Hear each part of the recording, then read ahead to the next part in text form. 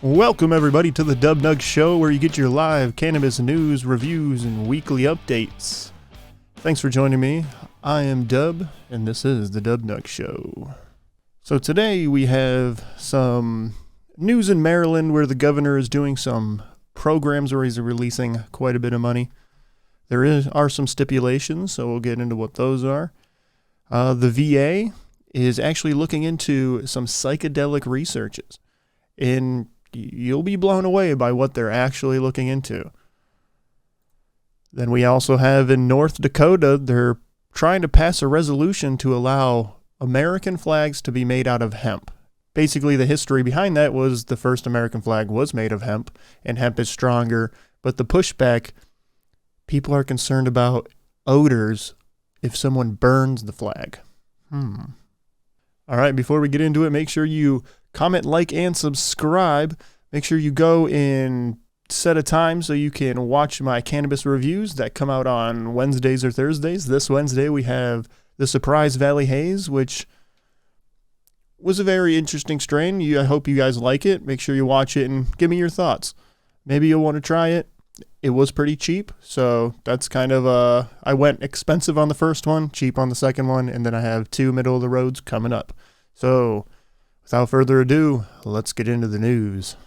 First up, we have the new Maryland governor releases $46 million for adult use cannabis programs. On his first day in office, the Maryland governor, Wes Moore, directed the state to spend $46.5 million to set up recently legalized state adult use cannabis marketplaces. He said that the voters of Maryland decided to legalize cannabis in the same ballot that they chose him to be governor. So he said the people chose legalized cannabis, and basically it looks like it's going to be legalized on July 1st is when it takes place.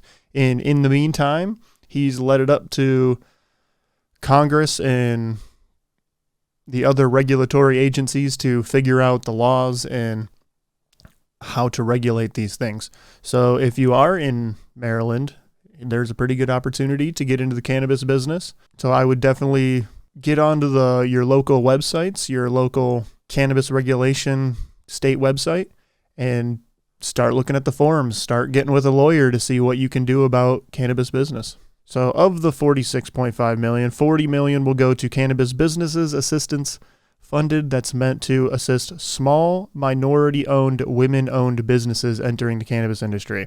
So I have a little bit of a gripe with that one because you're limiting the people who are actually even allowed to get in. So you're basically saying only black women or only women of color. So no white guys can get in. That's kind of fucked up. Like, hey, kind of racist, you know, just saying. $5 million will go to the Cannabis Public Health Fund, controlled by the state health department, that could bankroll research. Okay, so $5 million going to research. Okay, so $1.5 million will go towards criminal justice information systems to fund automatic expungements of past simple possession offenses. So if you got a simple possession charge, they're looking to expunge that for you. That's pretty much all for that one. Yeah, basically the guy's releasing a whole bunch of money, but it won't be legalized until July. That could keep getting pushed down the road depending on legality and how much pushback and lawsuits, but we'll find out. The VA officially talks needs for psychedelic research and administrative guidance to protect veterans who use substances like psilocybin. So this article is very long and lengthy, so I'm just going to break it down. It's basically saying they don't want veterans to lose their benefits if they have been using cannabis, psilocybin, and things like that. So they're willing to allow them to tell their counselors and tell people that are doing these studies, and they want people to come forward to actually express what they're doing, but they don't want people to get in trouble. So that's what this is. They're kind of in talks with everyone. Nothing is official, so don't just go to your recruiter and start telling them all about your past usages. They don't want that. So what they're saying in this article is they want to just talk to people that have been using and find out what it has been helping, what's not helping, so they can get a better narrow on what to actually study. They don't seem very interested in cannabinoids. seeing that pretty much everything, even CBD, is off limits, even though in this article they talked about how they're not allowed to take or drink anything with CBD. So there's like energy drinks that just have like CBD in them just because it's like a fad. They're not even allowed to have that, but they wear, like, their snipers have certain camo that's made from hemp. So it's just funny that they have cannabis in their clothing, but they're not allowed to take any type of cannabis whatsoever. So government, what are you going to, there's a million steps. So there's nothing, it's going to take a long time for all that to change. Okay, so this is what I found funny.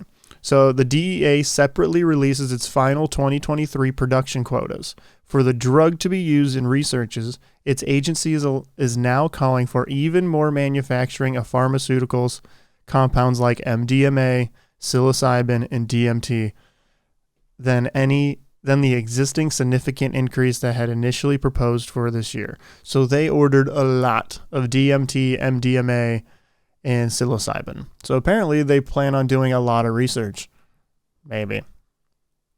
The National Institute of Mental Health published a notice of information in November giving researchers guidance on which type of studies it's interested in funding for the development of psychedelic drugs to treat certain mental health conditions, pointing out limitations for animal-based researches and rules that for involving children. So what that sounds like is they don't want anything involved children, or they don't want anything involving animals, which seems like the military is the perfect place for that. You got a whole bunch of able-bodied people. So basically this whole article was just saying is the government is now looking into psychedelic research for veterans. When all of that will come, when you'll actually be able to take shrooms for health purposes as a veteran, who knows? But hey, at least they're looking into it, right? Moving on, we got North Dakota's resolution on hemp-based U.S. flags advances, with one lawmaker concerned about odors from burning the flag. Okay, and the North Dakota House Committee has approved a resolution that encourages residents to buy U.S. flags that are made out of hemp. Even one lawmaker expressed concerns about whether odors from burning the flag would be an issue. That's ridiculous.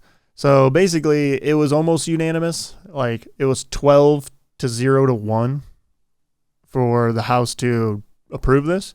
So there was only the one guy that was just like, or one person, sorry, that was just like, well, what if it smells bad? What if people get high from burning the flag? Some people.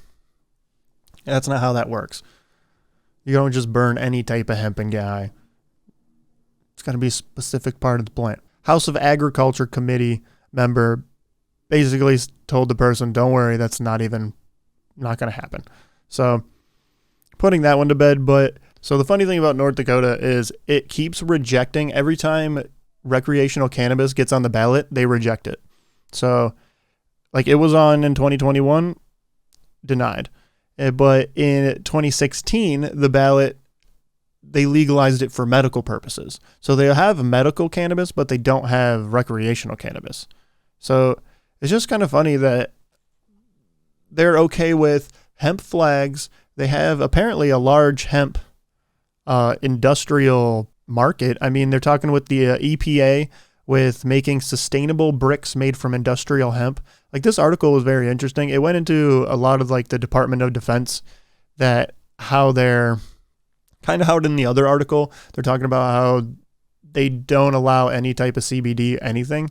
This one even goes into it, how not allowed to have any CBD products, but yet they're using CBD in their hemp yarn. They're using 3D printed hemp bricks for building affordable housing. They're using a project to develop hemp fiber insulation that's better for the environment. It was announced in 2021. So they're using cannabis and hemp for all of these things, but yet federally, cannabis is still a Schedule I substance. Isn't that wild? Other than that, that was pretty much the news for the week. Well, the news for Monday anyway. I wanted to keep this one short because I got to go to work. Thanks for watching. Make sure you comment, like, subscribe, share if you can. I'll see you guys next time. Peace out.